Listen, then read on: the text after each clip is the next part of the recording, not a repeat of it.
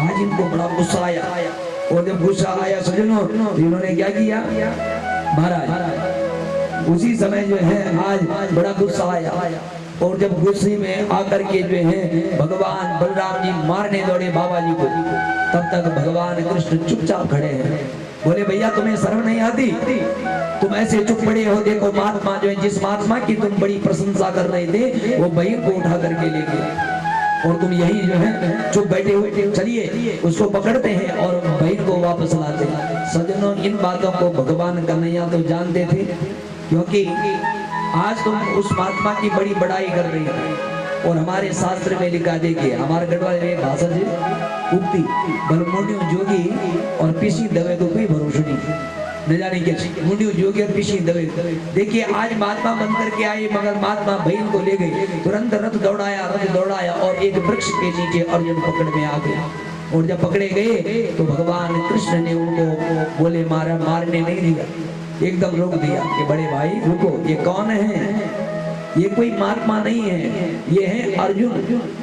और बोले अर्जुन है, तुम्हें पता था? बोले हाँ। तब कृष्ण भगवान ने सारी बात बताई कि सुभद्रा जी का अधिक प्रेम अर्जुन के प्रति था, और यदि मैं आपसे ये बात कहता आप दुर्योधन के साथ में बहन की शादी करना चाहते थे तो आप बिल्कुल मना करते, ये मुझे पता था, इसलिए मैंने आज इनको ही कहा था कि महात्मा का रूप बना करके आना, बहन को ले जाना महाराज। तो इन बातों का जब बलराम जी को पता लगा तो बलराम जी ने आज सुभद्रा जी की शादी और अर्जुन की शादी विधिवत यहाँ पर संपन्न कर दी। बोले भक्त वत्सल भगवान की जय हो। सुंदर विधिवत शादी।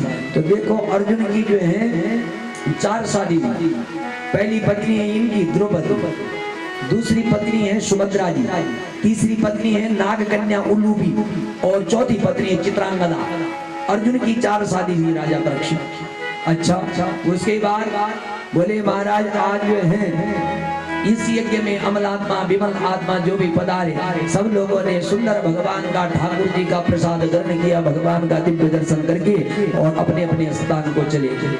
अब आप क्या सुनना चाहते हैं? ये मैंने आपको जो है अर्जुन की शादी का विषय श्रवण करवाया। बोले महाराज अब एक प्रश्न और है मेरा, क्या है कि देवासुर मनुष्य ये भजन शिवम शिवम। देखिए मैं किसी भी प्रकार की, मैंने इतना सत्संग सुन लिया मगर मुझे किसी प्रकार की कोई शंका नहीं। शंका एक चीज की कि देखिए शंकर भगवान जी के जितने भक्त हैं वो ज्यादा धनाढ़ होते हैं। सुन रहे आप? शंकर भगवान के जितने भक्त होते हैं वो धनाढ़ होते हैं, और विष्णु भगवान के जितने भक्त हैं वो गरीब क्यों होते हैं? जबकि लिखा है कि अकारो, देखो ओम अक्षर है ना, तो ओम अक्षर में 3 देवताओं का वास है। ओम अक्षर बनता है 3 अक्षर से, अ उ म। तो अकारो स्वयं ब्रह्मा, उकारो स्वयं हरि, मकार भगवान स्वयं रुद्र, अर्धमात्रा महेश्वरी। अकार रूप ब्रह्मा है, उकार रूप विष्णु है, मकार रूप शंकर है, और अर्धमात्रा जो है वो कौन है? शक्ति। जिस शक्ति ने ब्रह्मा जी को रजोगुण दिया, भगवान शंकर को तमोगुण प्रदान किया, और विष्णु को सात्विक गुण जो है प्रदान किया, ऐसी अर्धमात्रा महेश्वरी। तो देखो भगवान में किसी भी प्रकार का कोई जो है शंका तो नहीं करनी चाहिए। मगर राजा परीक्षित का प्रश्न का उत्तर दिया। राजा परीक्षित सुनो, एक मूर्ति नाम है आशुतोष, तो जैसे नाम होगा वैसा गुण का प्रभाव भी जरूर होगा। तो गुणों का भेद बतलाया गया है कि शंकर भगवान का एक नाम है आशुतोष। आशुतोष का मतलब होता है आशु शीघ्रम तुष्यति इति आशुतोष। भगवान शंकर ऐसे देवता हैं जो तुरंत जल्दी प्रसन्न होते हैं। अब यदि हैंडपंप का पानी चढ़ाओ तो भी प्रसन्न होते हैं, गंगा जल चढ़ाओ तो भी प्रसन्न होते हैं, साधारण जल चढ़ाओ तो भी प्रसन्न होते हैं, बेल पत्र भस्म धाम धतूरा कुछ भी चढ़ाओ उसी से प्रसन्न होते महाराज। ऐसे देवता भगवान शंकर। तो एक शिव पुराण में एक उदाहरण आता, देखिए कि एक भक्त था, अब जिनका नाम आशुतोष। तो एक भक्त था, वो मंदिर में पूजा करने गए। अब पूजा करते करते उस मंदिर में देखा उसने सोने का घंटा, अब सोने का विशाल घंटा था। मन में बात आई कि महाराज यदि सोने की घंटे की चोरी हो जाती तो कितना अच्छा हो जाता। मेरी तो कहीं पीढ़ी जो है बैठ करके खाती। अब मन में ये बात आई, उसने देखा यहाँ कैसे चलूं, बहुत दूर था घंटा। उसने देखा सीढ़ी भी नहीं चढ़ने का कोई जो है, महाराज क्या करूं। तो आज उसने क्या सोचा कि देखो शंकर भगवान की शिवलिंग की पिंडी लंबी है, तो उस भक्त ने जो है जो घंटा चुराने के लिए सीधे शिवलिंग के ऊपर दोनों पांव रख दिए और घंटा निकाला और घंटा लेकर के भाग रहा था। और जैसे भाग रहा था वैसे भगवान शिवलिंग से साकार रूप में प्रकट हो गए और कहा, रुक भैया, भाग क्यों रहा है, कुछ और भी लेके जा, कुछ और भी लेके जा। और वो बेचारा घबरा गया, बोले मैंने सोचा मुझे कोई नहीं देख रहा है, मैं चोरी करके निकल जाऊं, मगर देखो शंकर भगवान ने रंगे हाथ पकड़ दिया। मगर क्या कह रहे हैं, कुछ लेके जा। अब वो रुक गया। भगवान शंकर ने कहा, मैं तुम्हारे ऊपर बड़ा प्रसन्न हूँ, घंटा भी ले जाओ, कुछ और भी मांगो। बोले क्यों प्रसन्न, मैंने तो चोरी की। भगवान शंकर कहते हैं, देखो मैं इसलिए आपके ऊपर प्रसन्न हूँ कि आज तक जितने भी भक्त मंदिर में आए, किसी ने भांग चढ़ाई, धतूरा चढ़ाया, बेलपत्री चढ़ाई, फल मेवा मिष्ठान चढ़ाया, तो महाराज मैं वो उन लोगों से इतना प्रसन्न नहीं जितना तुमसे। बोले मेरे से क्यों, क्योंकि मैं तुमसे इसलिए प्रसन्न हूँ कि लोगों ने तो पूजन की सामग्री चढ़ाई मगर तू अपने आप चढ़ गया। बोले भक्त वत्सल भगवान तू अपने आप ही चढ़ गया, तो ऐसा भक्त तो आप ही हो गए। इनका नाम है आशुतोष, तुझे क्या चाहिए। तो कहने का मतलब ऐसे दयालु है परमात्मा। तो देखो गुणों का भेद बतलाया महाराज। अब जो विष्णु भगवान है वो कैसे देता है, वो मनुष्य यदि विष्णु भगवान की तपस्या करता है, उनका पूजन करता है, तो सबसे पहले आपत्ति विपत्ति परपत्तियों में आदमी को फंसाते हैं ढंग से, और फंसाने के बाद उसको पात्र बना करके और तब जा करके उसे कुछ प्रदान करते। ऐसे नहीं, आपत्ति विपत्ति परपत्तियों में फंसा करके बहुत बुरे ढंग से, और तब जाकर के जब वो पात्र बनता, अपने धर्म का त्याग नहीं करता।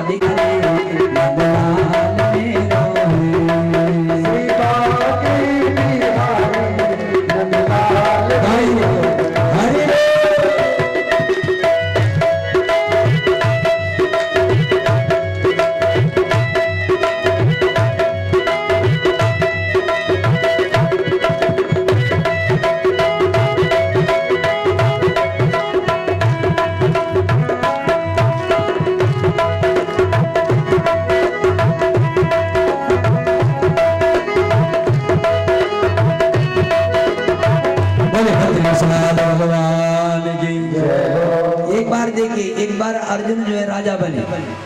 अब अर्जुन को राज पदवी मिली, तो उस राजा के महल में, उस राजा के राज्य में एक ब्राह्मण रहते थे, और ब्राह्मण की पत्नी के गर्भ से 9 पुत्र हुए। भई कृष्ण के पुत्र ये गुण बल रूप अपार। देखिए भगवान के कुल संतान हुई 1,61,080 बेटे हुए। 1,61,080 बेटे, करोड़ हैं यदुवंश। और उनको जो ज्ञान देते हैं, जो धनुर्विद्या इत्यादि का ज्ञान देने वाले गुरु हैं, उनकी संख्या है 3,88,00,000।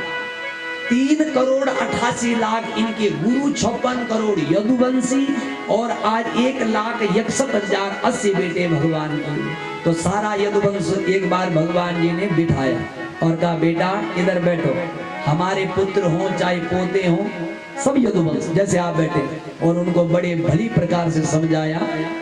और समझाना भी चाहिए कि बेटा ऐसा ना हो। क्यों? क्योंकि आगे जाकर के बच्चा गलती कर दे तो फिर आप जो है हमारा पछताओगे। पछताना कैसे, जैसे आजकल के बच्चे कर रहे हैं। तो देखो बच्चे जो है अपनी मनपसंद की भी शादी करते हैं, तो उनको पहले इस चीज को बता दो कि बेटा देखो, हमारा धर्म कहता है कि सवर्ण में शादी होनी चाहिए। क्षत्रिय की क्षत्रिय बालिका से, ब्राह्मण का ब्राह्मण से, शूद्र का शूद्र से शादी होनी चाहिए। अब देखो ऐसा ना हो कि आप ब्राह्मण हो, तुम क्षत्रिय की बेटी लाए, क्षत्रिय बेटा हो और उसने ब्राह्मण गुरु की लड़की से शादी कर दी, ये भी गलत है। देखो यदि तुमने उच्च कुल की लड़की से भी शादी की है तो संतान होने वाली वर्ण संकर ही कहलाएंगे।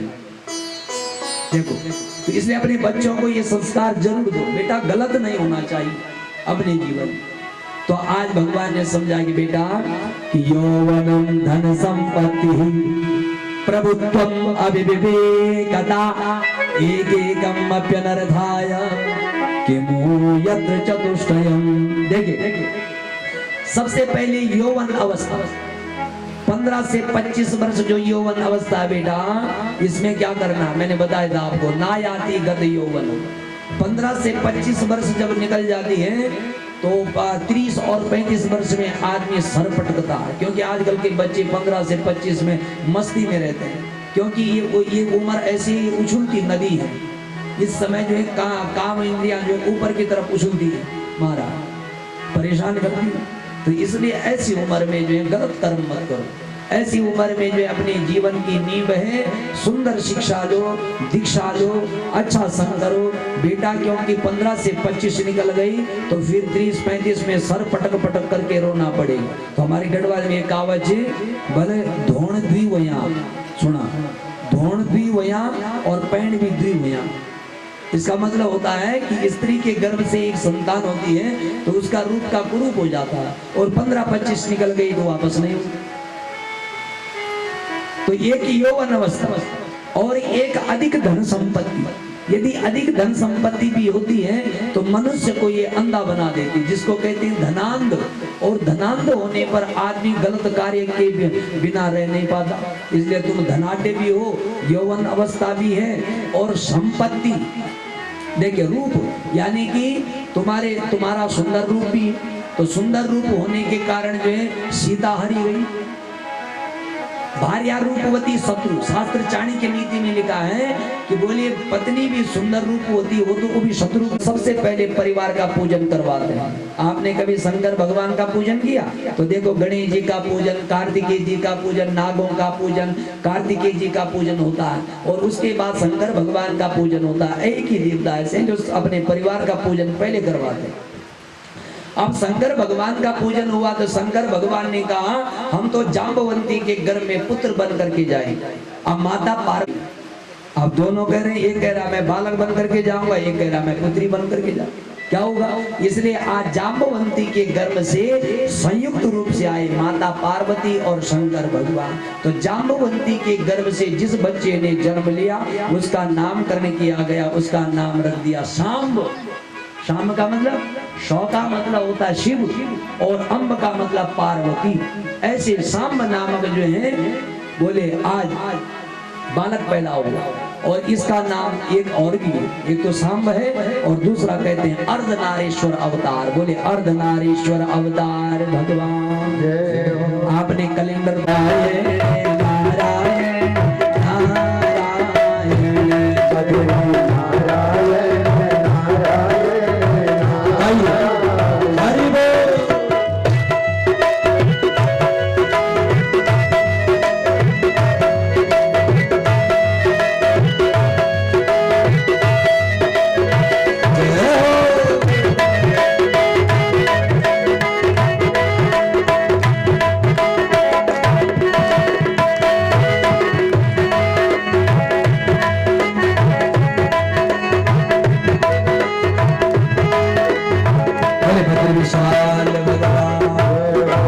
जैसे वसुदेव जी महाराज के पास नारद जी पधारे तो नारद जी को देख करके वसुदेव जी खड़े हुए और क्या करते हैं, जिनके गृह पावन भये संत पदा। संसार की चिंता करोगे तो चिता पर लेटना पड़ेगा। इसलिए महाराज चिंता चिता समा क्या था, संसार की चिंता चिता के समान होती, परंतु भैया चिता तो निर्जीव को जलाती जिस पर श्वास ही नहीं। ठीक है, मगर चिंता तो जो है बोले महाराज जीते व्यक्ति को ही जला लेती है। इसलिए क्या करना है, संसार की चिंता छोड़ करके चिंतन करना है। अब किस चीज का चिंतन करना है, ये नारद जी बता रहे हैं कि निश्वासे नय विश्वास कदा रुदो भविष्यति। इन श्वासों का कोई विश्वास नहीं, ये कब हमारा साथ छोड़ दे। क्योंकि नारद जी ने कहा घड़ी कितनी प्रकार की होती है, आपको पता है कितनी प्रकार की होती है? बोले नहीं महाराज हमें तो एक दो ही पता है कि दीवार वाली घड़ी और हाथ की घड़ी नहीं। एक होती हाथ की घड़ी, एक होती दीवार की घड़ी, एक होती समुद्र की घड़ी, एक होती आकाश की घड़ी, एक होती पृथ्वी की घड़ी, एक होती चंद्रमा की घड़ी। ये सारी घड़ी है। और एक होती यहाँ की घड़ी जो चल रहा है। तो किस घड़ी के ऊपर विश्वास है बताओ? बोले हाथ की घड़ी रुकेगी तो सिर डालो चलेगा, दीवार की घड़ी रुक जाए तो सिर डालो चलेगा, बन जाएगी। मगर भैया ये घड़ी रुक गई तब नहीं चलेगी, ये भी घड़ी की तरह चलती है। इसलिए तो क्या करना है, इसका कोई विश्वास नहीं है घड़ी कहां पर खराब हो जाए, क्या हो जाए। इसलिए आपको प्रभु का चिंतन करना है, भगवान का स्मरण करना है।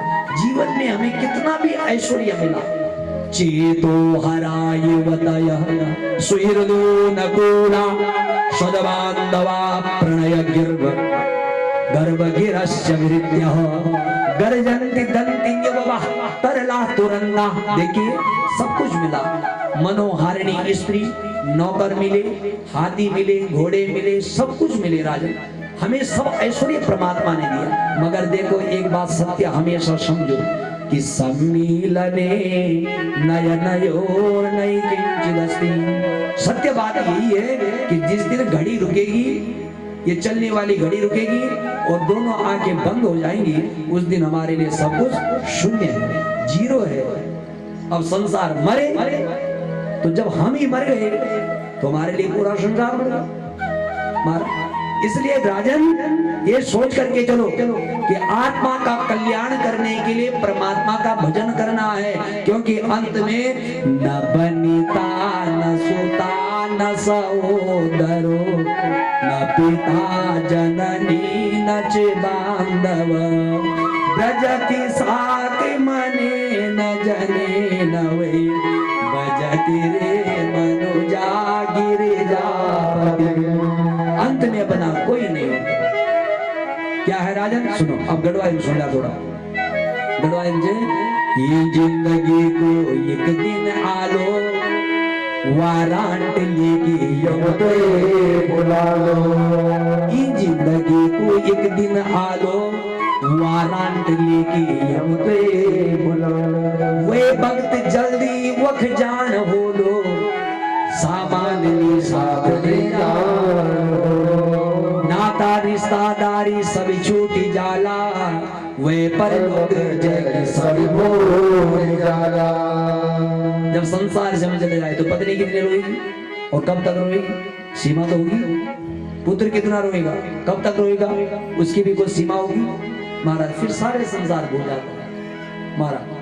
इसलिए समझो आत्म कल्याणार्थ की जो बात है वो केवल परमात्मा ही है। धर्मानुगो गच्छति जीव एकम। तो ऐसे जिस प्रकार से जनक जी महाराज के पास 9 प्रकार के योगेश्वर कवि हरि अंतरिक्ष प्रबुद्ध पिपलायन आदि चमस गर्भ भाजन ये पधारे और इन्होंने आत्म कल्याण का जो है ज्ञान दिया, ऐसे नारद जी ने वसुदेव जी को क्या दिया कि देखिए आत्म कल्याण के लिए परमात्मा से सबसे प्रथम जो उपदेश किया उसे हम लोग कहते हैं भागवत। और भागवत धर्म की परिभाषा, उसके 3 धर्म हैं और तीनों उसकी धारा है। क्या बताया कि देखिए महाराज आज आपके पुत्र कृष्ण और बलराम हुए, मगर बात यह है कि आज तक आपने भागवत का उपदेश नहीं सुना।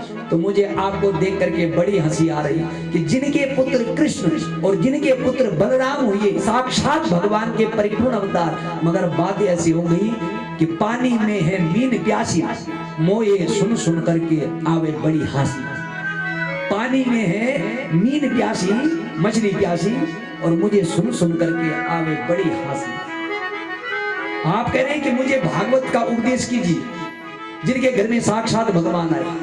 देखिए महाराज तो उनको भागवत धर्म का आरंभ होता है विश्वास से, भागवत धर्म का मध्य होता है संबंध से, भागवत धर्म का अंत होता है समर्पण भाव से। कैसा? सुनिए, सबसे पहले विश्वास बता।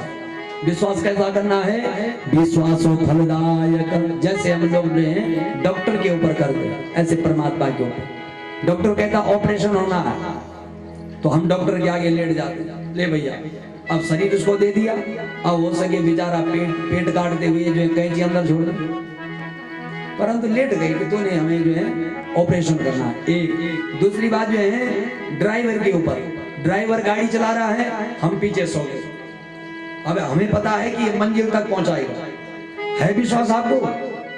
हाँ, विश्वास है तभी तो हम लेट गए।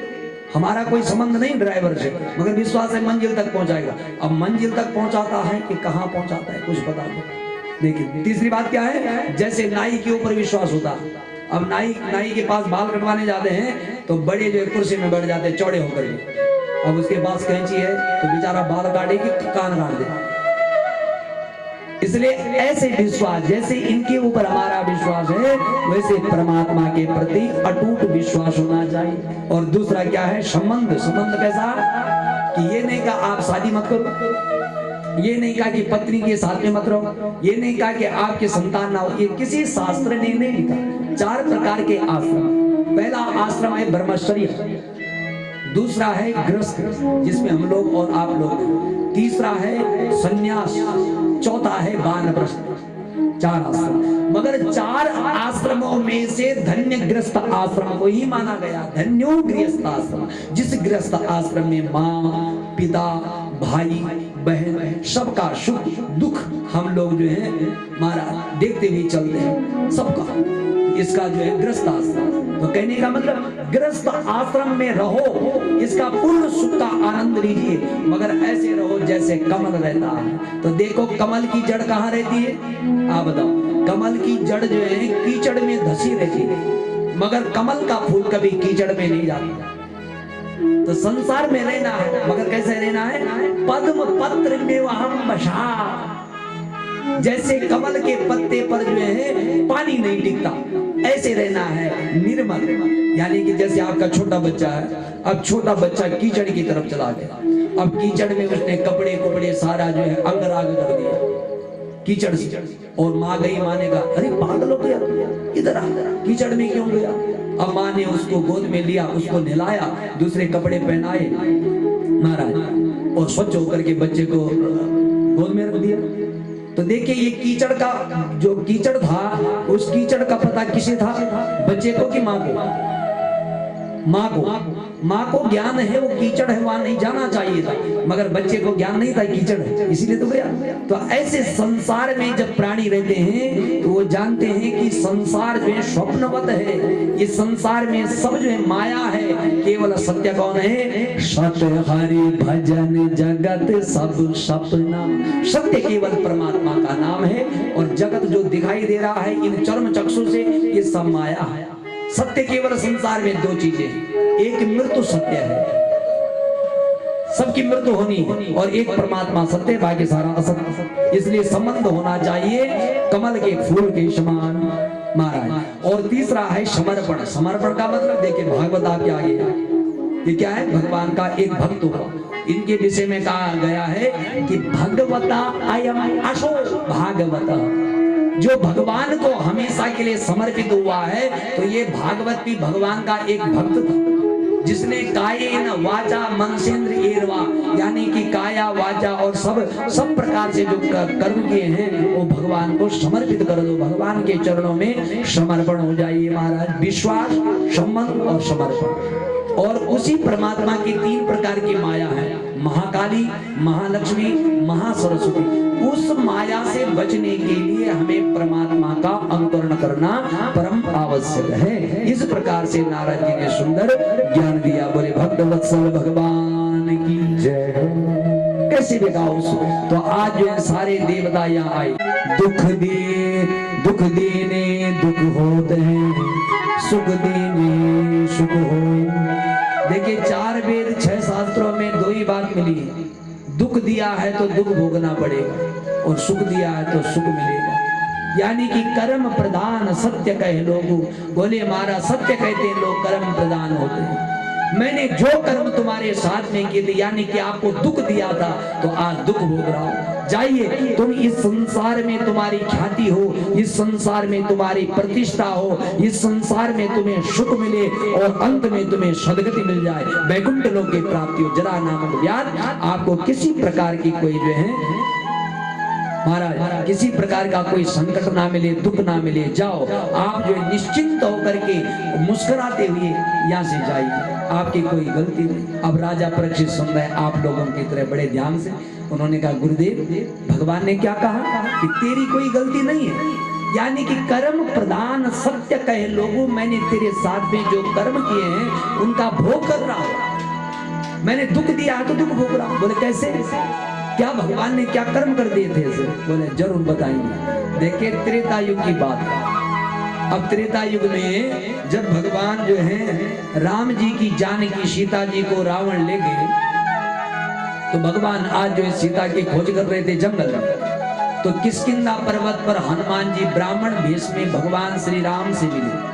तब उन्होंने ऋष्यमुख पर्वत पर रहते हैं बानर राज सुग्रीव, उनसे मित्रता करवाई। मगर सुग्रीव भी पत्नी के लिए परेशान, क्योंकि दो भाई थे सुग्रीव और बाली। तो बाली बड़े थे महाराज, सुग्रीव छोटे थे। तो बाली ने छोटे भाई की बहू को अपने घर में रख दिया। अब सुग्रीव परेशान। तो भगवान श्री राम ने कहा सुग्रीव क्या है, तुम तो इस समय बानरों के अध्यक्ष हो। तो बोले महाराज मैं बानर सेना तो दूंगा आपको सीता की खोज के लिए, मगर मैं भी आज परेशान हूँ पत्नी के वियोग, पत्नी बाली के घर में। तो बोले तुम्हें तो पता है कि बाली के घर में, चलो ठीक है जाओ तुम्हारी विजय होगी। अब एक बार सुग्रीव गए लड़ाई करने तो वहां से पराजित हो गया आए, दूसरी बार गए तो पराजित हो गया आए, तीसरी बार गए तो पराजित हो गया। भगवान करे जाओ तुम्हारी विजय होगी, मगर पराजित होते हो। बोले क्यों? देखो पहली बार गए तो पहली बार में भगवान ने सोचा कि मैं किसको जो है विजय दूं और किसको पराजित करूं, क्योंकि दोनों भाई एक शकल के थे, इसलिए सुग्रीव को मार पड़ गए। दूसरी बार में गए तो दूसरी बार में सोचा भगवान ने कि कोई भी मेरे हाथों से ना मरे, क्योंकि भाई भाई हैं, इसलिए भाई भाई में जो आपसी प्रेम हो जाए तो बहुत ही अच्छी बात। तीसरी बार में गए तो तीसरी बार में तो आज सीता जी ने जो माला डाली थी गले में जय माला, वही परमात्मा ने सुग्रीव के गले में डाली, तो भी हार गए। अब क्या होगा? तो भगवान ने ध्यान लगाया कि ये बात क्या हो रही है, समझ में नहीं आ रहा है कि सुग्रीव क्यों पराजित हो रहे हैं। भगवान ने ध्यान लगाया, ओहो अब समझे। क्या समझे? कि छोटी अवस्था में बाली को एक ऋषि का वरदान था कि जो भी तुम्हारे आगे लड़ाई करेगा उसका बल तुम्हारे अंदर खींच करके आ जाएगा, वो आदमी तुम्हारे सामने निर्बल हो जाएगा, उसकी चलेगी नहीं। तब जाकर के भगवान समझ गए और प्रभु ने बाली तो लड़ाई कर रहा था और भगवान ने सीधे पीछे से सीधे छाती पर बाण ठोक दिया, छुप करके बोले भक्त वत्सल भगवान। अब बाली के जैसे छाती पर बाण लगा तो बाली जो है नीचे गिर गया और बाली ने कहा कौन है ये जिसने पीछे से बाण मार दिया है, आगे आओ। भगवान राम आगे खड़े हुए और बाली रोने लगा। बाली ने कहा महाराज आप कौन हो? बोले मैं श्री राम। बोले आप सूर्यवंशी क्षत्रिय, और सूर्यवंशी क्षत्रिय का कार्य आर्य राजा होकर के और अनार्य काम कर दिया।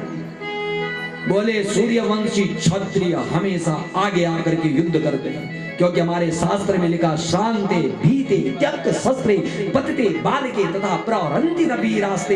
इस धर्म सनातन जो वीर योद्धा होते हैं वो आगे आकर के युद्ध करते, पीछे से वार नहीं करते। थके हुए डरे हुए अपने से छोटी उम्र के शस्त्र त्यागे हुए और मौका देख करके जो वार करते हैं ये गद्दार होते हैं, योद्धा नहीं। आप सूर्यवंशी क्षत्रिय आर्य होकर के अनार्य काम किया, सनातन धर्म के विरुद्ध कार्य किया। जब बाली ने बात कही भगवान श्री राम ने कहा ठीक है बिल्कुल उचित, आप सही कह रहे, मैंने विरुद्ध कार्य किया। मगर बाली ये नहीं कहा आपने कि क्यों किया।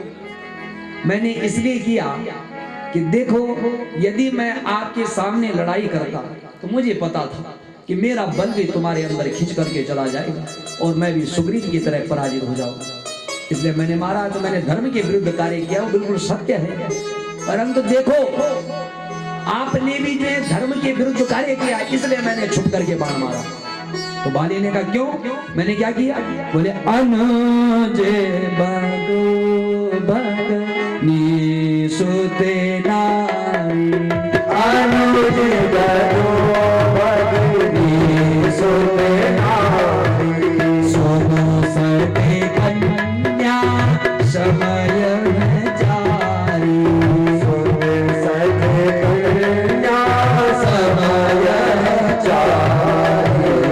देखो तुमने भी धर्म के विरुद्ध कार्य किया। राम जी कह रहे हैं ये चार रिश्ते बड़े पवित्र होते हैं। कौन से? अनुज बधू भगनी सुत नारी। अनुज बधू का मतलब छोटे भाई की बहू, भगनी का मतलब बहिन, और सुत नारी पुत्र बधू और कन्या। ये 4 रिश्ते बड़े पवित्र होते हैं। इनके ऊपर यदि कोई कुदृष्टि भाव से देखता है तो मैं कहता हूं उसे गोली ठोक दो, उसकी छाती पर गोली मार दो, कोई पाप नहीं लगेगा। भगवान राम कह रहे हैं इन 4 रिश्तों के ऊपर कोई कुदृष्टि गलत भाव से देखता है उसको मार दो। मेरे कहने से मारा, मैंने इसलिए मारा। बोल, तू भी मेरा भक्त था, ये भी मेरा भक्त था, मगर तुमने धर्म के विरुद्ध कार्य किया, छोटे भाई की बहू घर में रखी इसलिए मारा। तो देखिए जब ये बात कही, हाँ मैंने यदि धर्म के विरुद्ध कार्य किया है तो इसका भोग मुझे करना है।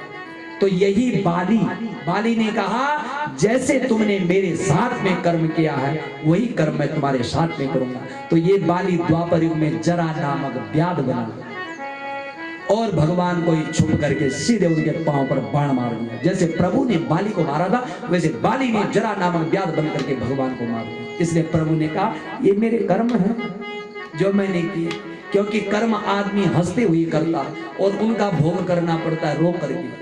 क्योंकि कर्म कैसे होते हैं? देखो, एक बगीचा था किसी का, आम का बगीचा था किसी किसान का, और एक आदमी था, उसने कहा कितने सुंदर आम लगे हुए हैं, इसको तोड़ करके लाना है। तो देखिए आंख ने देखा, आंख ने देखा है बड़ा सुंदर बगीचा, बड़े सुंदर फल लगे, मगर आंख की ताकत तो है नहीं कि वहां जाकर के उसको तोड़ दे। आंख देखती है। तो देखिए आंख ने कहा किसको? बोले हमारा पांव। पहले बात आई बुद्धि में, बुद्धि ने आंख से कहा कि चलो, अब आंख जा नहीं सकती, इसलिए आंख ने आदेश किया पांव को कि आप वहां तक जाओ, उस फल को ग्रहण करो। अब पांव चल पड़े कहां तक? किसान के खेत तक। अब पांव की ताकत नहीं कि उस फल को तोड़ दे, तो पांव ने इसको आदेश किया हाथ को तोड़ो। अब हाथ जो है टूट गया, तोड़ दिया हाथ ने। अब हाथ की ताकत नहीं कि उसका रस पान कर सके, उस हाथ ने भी जो है यहाँ डाल दिया मुंह के अंदर। अब इस जीवा ने इसका आनंद लिया थोड़ी देर, परंतु जीवा की ताकत नहीं कि पूरा आनंद ले सके। वो बेचारी भी तुरंत जो यहाँ डाल देती है अंदर गया पेट के अंदर। अब पेट के अंदर गया तो किसान ने देखा कि हमारे आम की चोरी हुई। आया किसान डंडे लेकर के, अब डंडा लेकर के आया, सो जो है उसकी पीठ के ऊपर जब डंडे बरसे मारा। अब पीठ का ना तो लेना ना देना। अरे भैया पेट में गया था आम का रस, पर जब डंडे बरसे तो कहां चोटें पड़ी? पीठ के ऊपर। अब पीठ का लेना ना देना। मगर जब पीठ पर दर्द हुआ तो आंसू कहां से आए? गलती इसकी है, खेल इसका, इसलिए वही रो रहा है। तो कर्म ऐसी चीज है कि जिसने गलती की है वही रोएगा। इसलिए बुद्धि पे आया, बुद्धि ने इसको, इसने इसको, इसने इसको, इसने यहाँ और यहाँ का यहाँ, और रोया बेचारा यही मारा, आंसू यहीं से आए। इसलिए जो जैसा कर्म करता है और जिसने गलती की है वही भोगता है। बोले भक्तवत्सल भगवान की जय। आज बोले भगवान, वहां पर 5 पांडव आए, गोपिकाएं आई। गोपिकाओं को भगवान ने जो है वृंदावन में जाने का आदेश कर दिया। उन्होंने अग्नि समाधि ली। अब भगवान जा रहे हैं, देखिए सभी देख रहे। 5 पांडव आए, उनको भी भेज दिया। यहाँ पर जो है सबने अग्नि समाधि ली और अग्नि समाधि लेकर के जो है अग्नि समाधि ली और भगवान के ध्यान में लीन हो गए सज्जनों। अब यहाँ पर भगवान जा रहे हैं। आज भी जो है युद्ध करते हुए जो यदुवंशी, कुछ लोग यदुवंशी जो है भाग गए थे, तो उनसे आज भी यदुवंश चल रहा है। मगर जब दारुक नाम का सारथी भगवान का आया तो भगवान ने कहा महाराज, अरे मैंने आपको कभी सारथी नहीं समझा, जाइए दारुक तुम भी जाओ और आज जो है सबको बता दो कि बोले 7वें दिन जो है द्वारिका जलमग्न हो जाएगी। सब बोले महाराज अपने प्राणों की रक्षा करने के लिए जो है कुछ यत्न प्रयत्न करो। तो आज जो है वहां दारुक गया, पांडव गए, गोपिकाएं गई, सबने भगवान के ब्रह्मलीन हो गई और इधर अब भगवान जा रहे हैं। तो सज्जनों आपने थोड़ा सा सबको फूल देना है और भाभी जी सबको देंगे आप थोड़ा सा ये फूल को। जब मैं आप लोगों के लिए कहूंगा तब आप जो है मंडप की तरफ पुष्पों की वृष्टि करेंगे। भगवान जा रहे हैं 125 वर्ष की उम्र में, कहते हैं कि शरत शतम व्यतीताय पंचाविंशाधिकम प्रभो बोले महाराज, आज द्वापर युग की संपूर्ण लीला विराम हुई और 125 वर्ष से भी अधिक सौराष्ट्र देश पे भगवान ने देवोत्सर्ग किया। जब भगवान जो है जा रहे थे तो आज ब्रह्मलोक से ब्रह्मा जी, इंद्रलोक से इंद्र जी, वरुण लोक से वरुण जी, सब देवता जो हैं भगवान को देख रहे कि परमात्मा कहाँ जाते हैं। मगर देखते देखते क्या हुआ, आज सौराष्ट्र देश में जिस प्रकार से अलकनंदा भागीरथी आज द्रुत गति को भागती हुई समुद्र में अपने नाम मात्र को छोड़ करके लीन हो जाती है, जैसे दूध में पानी या पानी में दूध मिल जाता है, जैसे आकाश में बिजली चमकती है और थोड़ी देर में जो गायब हो जाती है, ऐसे सभी देवताओं के देखते देखते भगवान जो है स्वकीयम यद भवे तेजा तच्च भागवती विराज, अपना तेज भागवत में विराजमान किया और अपने सशरीर सहित भगवान देखते देखते अप्सराएं गान कर रही थी, पुष्पों की वृष्टि जल और शंखनाद हो रहा था और देखते देखते भगवान गोलोक धाम चले गए और आकाश से पुष्पों की वृष्टि हुई अवतारी मंडप की तरफ। वाह, देखिए शंखनाद हुआ, जय जयकार हुई, पुष्पों की वृष्टि भगवान के ऊपर हुई और भगवान ने अपना देवोत्सर्ग कर दिया। बोले भगवत्सल भगवान जय, बोले द्वारिकानाथ भगवान जय। आज भगवान चले। सज्जनों, जब त्रेता युग में राम आए तो भगवान राम भी सुतल लोग गए, भगवान कृष्ण आए तो उन्होंने संपूर्ण लीला करने के बाद भगवान गोलोक धाम चले गए और अपनी पूर्ण शक्ति, अपना तेज जो है श्रीमद् भागवत में स्थापित कर दिया।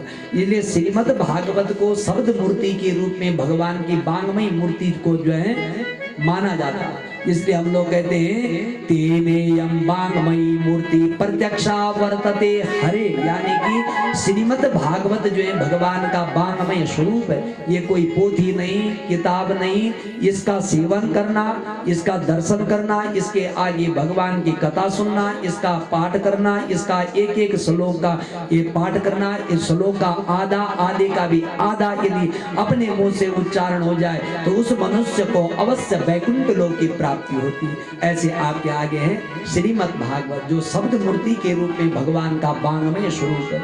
ऐसे श्रीमद् भागवत को हम प्रणाम करते हैं। एक बार कह दो श्रीमद् भागवत महापुराण की जय।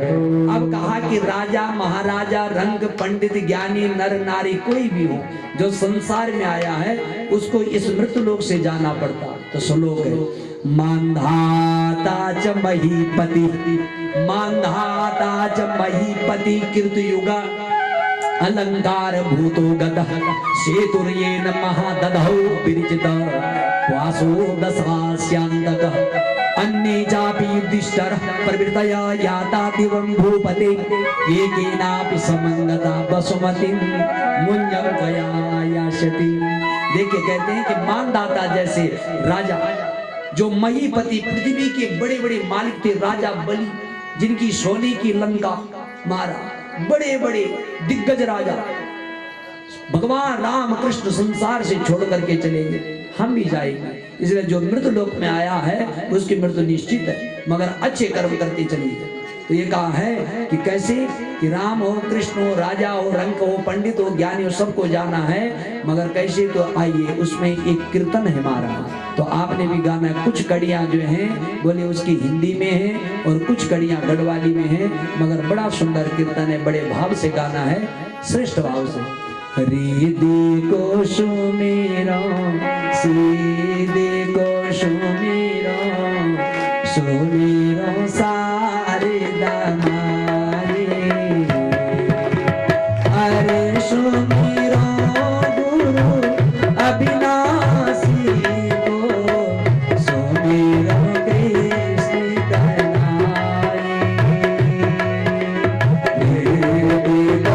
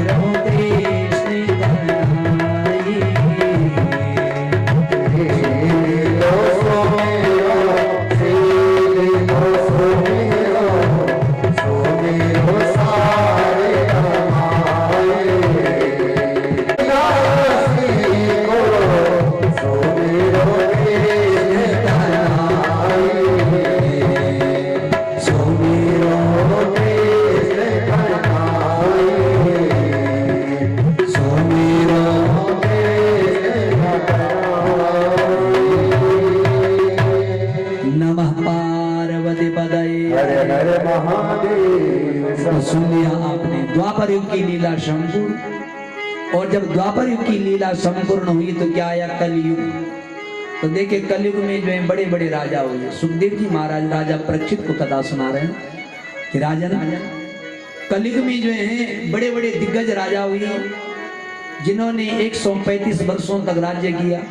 किसी ने 60,000 वर्ष तक राज्य किया, किसी ने 146 वर्ष तक राज किया, किसी ने 346 वर्ष तक राज किया। तुम्हारा बड़े बड़े दिग्गज राजा। तो देखिए कलयुग सबसे पहले समझना है। कली का मतलब, कौ का मतलब है ब्रह्म, ली का मतलब देने वाला। सबसे बढ़िया है कलयुग। कलयुग के समान जो है कोई युग ही नहीं है, आप यदि विश्वास करें। क्योंकि कलयुग में जो है भगवान जल्दी मिल जाते हैं, मगर हमने अपनी बुद्धि में उसको बिठा दिया कलयुग कलयुग कलयुग। मगर ये पता नहीं कि कलयुग का मतलब क्या। कौ का मतलब ब्रह्म, ली का मतलब देने वाला, यानी कि ब्रह्म की प्राप्ति करा देने वाला कलयुग है। और कलयुग में भगवान बहुत जल्दी मिल जाते हैं। सतयुग त्रेता द्वापर में तपस्या से, योग से, समाधि से भगवान मिलते थे। और आज किस चीज से मिल रहे हैं? कलो संकृत्य केशवम। केवल कलयुग में भगवान के कीर्तन मात्र से। तो आज कलयुग के कितने वर्ष व्यतीत हुए? अब बृहद व्याख्यान है कलयुग का, सुनो। 5116 वर्ष कलयुग के व्यतीत हो गए। और कलयुग में जो जो होगा, जो जो हो रहा, आप रामचरितमानस पढ़िए। जो भक्त लोग, हमारे भाई लोग बैठे जो पढ़ते होंगे जरूर, तो रामचरितमानस जो है कब तुलसीदास जी ने कब इसकी रचना की थी? 1631 में। आज 2022 चल रहा है। 1631 में प्रयागराज में रामचरितमानस लिखी गई। परंतु आज उत्तराखंड पड़ी, जो जो चीजें लिखी एक एक बात आज जो प्रमाणित हो रही है, सत्य हो रही है। तो पहले मैं उन संतों के चरणों में, ऋषि का मतलब जिन्होंने रिसर्च किया उनको कहते हैं ऋषि। और मुनि का मतलब जिन्होंने मनन किया। ऐसे मुनियों को, ऋषियों को प्रणाम करते हैं जिन्होंने साक्षात्कार भगवान का किया और उनसे बातें की कि कलयुग में क्या क्या होगा। किसी भी माता को जब कोई कुछ डांट रहा हो तो बच्चे के आगे मत आओ, डांटने दीजिए। पिता को डांटने दीजिए, गुरु को डांटने दीजिए, जो भी डांट सबसे पहले, ठीक है? ऐसा होगा। सब लोग जो है बीमारी से ग्रसित होंगे। वाह, सब लोग बीमारी से ग्रसित होंगे। कोई तन दुखी, कोई मन दुखी, कोई धन बिन रही उदास। तो सभी लोग जो हैं खा रहे हैं दवाई। कुछ जो है खाली पेट खाते हैं, कुछ लोग नाश्ता के बाद खा रहे हैं, मगर सभी खा रहे हैं। इसलिए कलिकाल में सब लोग बीमारी से ग्रसित होंगे। व्यसन बढ़ जाएंगे, व्यसन बढ़ जाएंगे, आयु क्षीण होगी। तो पहले बहुत बड़े व्यसन क्या थे? सिगरेट पीना, मदिरा पान करना, ये बहुत बड़े व्यसन थे अपने आप में। मगर आज ऐसे ऐसे व्यसन आ गए, सिगरेट बीड़ी तो अब सामान्य स्थिति में आ गए। अब तो ऐसे व्यसन आ गए कि एक इंजेक्शन लगाओ, 15 दिन तक खाने की छुट्टी। बताओ, ऐसे व्यसन बढ़ जाएंगे, आयु क्षीण होगी। आयु कितनी होगी? 37 वर्ष, 42 वर्ष, 47 वर्ष, 45 वर्ष। 50 से पार नहीं बताया हमारे पुराणों में। 50 से पार बताया नहीं। इतनी आयु होगी महाराज। और इतनी आयु में जो है कुछ न कुछ बीमारी से ग्रसित होकर के आदमी चला जाएगा। और नदियों को रोक दिया जाएगा कलिकाल में। अब एक आ रही थी गौमुख से द्रुत गति को भागती में, तो भागीरथी को कहां रोक दिया? टिहरी में।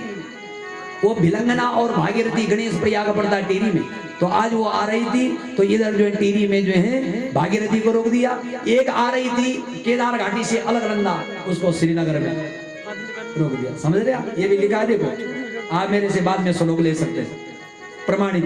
कहां लिखा है कि कलिकाल में दोनों नदियों को रोक दिया जाएगा। और अपने ग्राम देवी देवताओं को लोग छोड़ करके देश विदेशों में रहना पसंद करेंगे।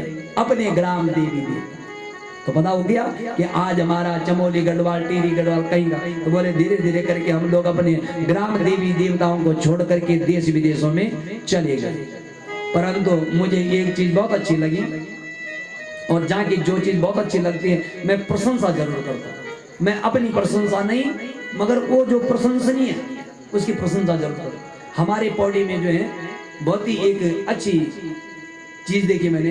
क्या देखा कि लोग जो है जून के महीने हो, जब छुट्टी होती है तो उनका एक साल में जो है, एक साल में जरूर आते हैं कुछ लोग। जरूर आते घर में 3 दिन के लिए 5 दिन के लिए, और अपने ग्राम देवी देवताओं का पूजन करने जरूर जो है घर में आकर के, और वहां पर उनके मंदिरों में जा करके दिया बत्ती दे करके और फिर अपने प्रस्थान कर लेते हैं। बहुत अच्छा देखा हमने। हमारा हम रहने वाले टीवी के हैं, मगर प्रशंसा हम पौड़ी की इसलिए कर रहे हैं कि जो चीज बहुत अच्छी है वो प्रशंसनीय है, वो तो हमेशा ही करेंगे। बोले भक्त वत्सल भगवान की जय। और एक दूसरी बात में चमोली गया कथा करने, चमोली, तो चमोली में मैंने एक चीज देखी, वहां मैंने 7 दिन तक कथा की, तो 7 दिन तक मैंने किसी भी माता को जो है सूट में नहीं देखा। हर स्त्री आई तो साड़ी पहन करके, हर स्त्री 7 दिनों तक कोई नजर नहीं आया। हमने पूछा भाई यहाँ क्यों सूट नहीं पहना जाता? बोले पंडित जी यहाँ परंपरा ही नहीं सूट पहने, यदि लड़की की शादी हो गई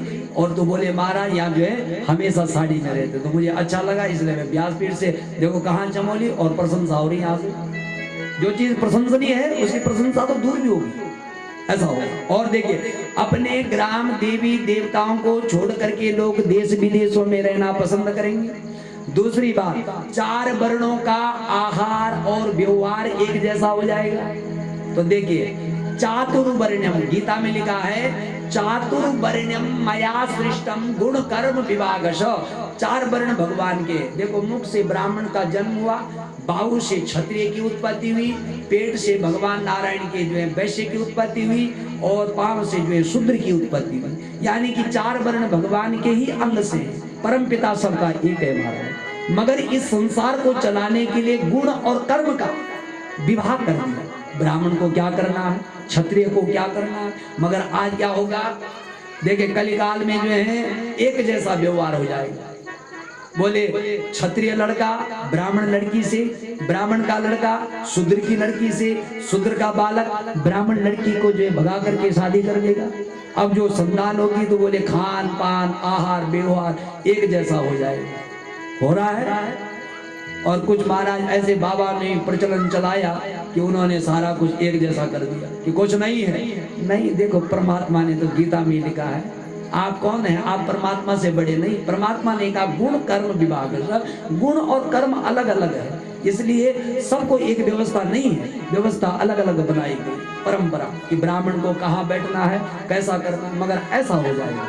अब सुनो, सब अपने धर्म को त्याग करके अंग्रेजी पसंद करेंगे। वाह, सब अपने धर्म को त्याग करके अंग्रेजी पसंद करेंगे। और आज हम अंग्रेज बन गए, और अंग्रेजी जब जो है हमने उसको मान्यता दी तो आज हम लोग जो है महाराज परेशानी में। बोले कैसे, सुनिएगा। देखिए पहले हमारे संतान ग्रस्त धर्म में कितनी संतान होने का विधान था, आपको पता भी नहीं होगा, मुझे पता है कितनी संतान होने का विधान था। बोलो, बोल सकता कोई? हाथ उठाइए, जो कोई जानता तो बताइए कितनी संतान होने का विधान था। बोले नहीं, बोले 10 संतान 10 पुत्र होने का विधान था। अब होने के लिए हो सके 12 हो जाए, मगर 10 तो होनी चाहिए। क्यों? और आज हम 10 से कहां आ गए, हम 2 हमारे 2।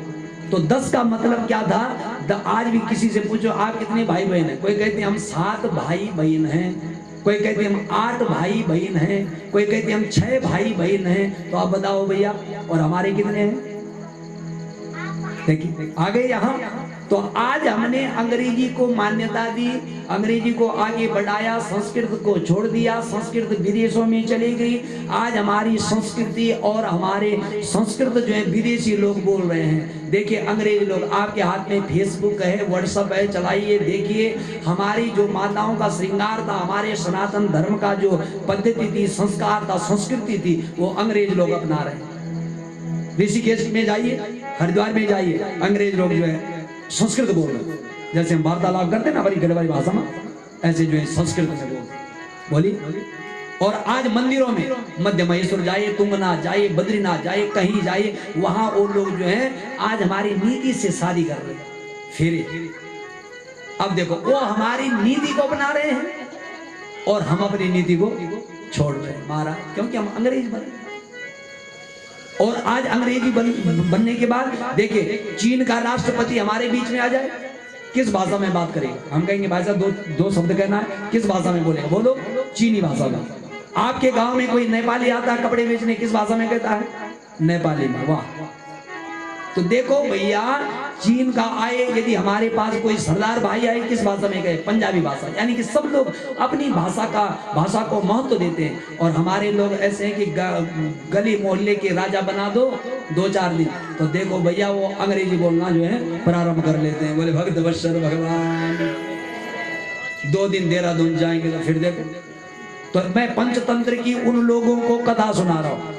पंचतंत्र का एक उदाहरण है उन लोगों को जो अपनी भाषा को महत्व नहीं देते हैं। हम गढ़वाली हैं और गढ़वाली रहेंगे। तो मैं चंद्रवदनी में कथा कर रहा था, मुझे याद आई इसलिए कह रहा हूं। तो वो जयाड़ा लोग थे, जयाड़ा। अब जयाड़ा लोग थे तो उनका जो है विदेश में न्यूजीलैंड में उनका अपने होटल है और वहीं बच्चे रहते हैं। परंतु जब अपने पिताजी की उन्होंने भागवत की तो उन्होंने कहा महाराज हमें जो है गढ़वाली भाषा में भागवत चाहिए। तो उन्होंने हमारे लिए फोन किया। मैंने गढ़वाली भाषा, जब मैं ऊपर आता हूँ अपने यहाँ अपने इलाके में, तो मैं हमेशा गढ़वाली भाषा में ही भागवत करता हूँ, अपनी भाषा में करता हूँ महाराज। वहाँ आपको एक दिन भी हिंदी का शब्द सुनाई देगा ही नहीं, केवल अपनी गढ़वाली भाषा में, क्योंकि अपनी गढ़वाली भाषा। तो उनका पहले था न्यूजीलैंड से जब फोन आया तो पहला यही शब्द था कि हमें गढ़वाली भाषा में भागवत चाहिए, जिन्होंने जीवन वही गुजारा मगर अपनी भाषा को जो है महत्व दिया। वाह, हमने बड़ी प्रशंसा की सजनों। और आज हमारे बच्चे 2 दिन जो है देहरादून में जाएंगे, 2 दिन चंडीगढ़ रहेंगे, तो देखो तीसरे दिन से अंग्रेजी भाषा में जो है आपसे कहेंगे वाह। तो उन लोगों को ये पंचतंत्र की एक कथा है कि जंगल का राजा शेर था। जब शेर की गर्जना होती है तो जंगली जानवर भाग जाते हैं, डर जाते हैं। तो एक दिन क्या हुआ, जंगल में शेर मर गया। अब शेर मरा तो गधा गधाई था और गधा गधाई रहेगा। उसके पूर्वज भी गधा थे और उसके बाद भी गधे होंगे।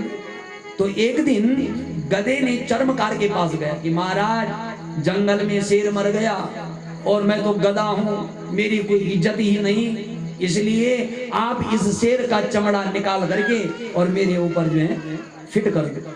अब चर्मकार ने शेर का चमड़ा उतार करके और गधे के ऊपर कपड़े की तरह सिल करके तैयार कर दिया। अब देखो भैया, तो शेर की तो गर्जना कुछ और थी।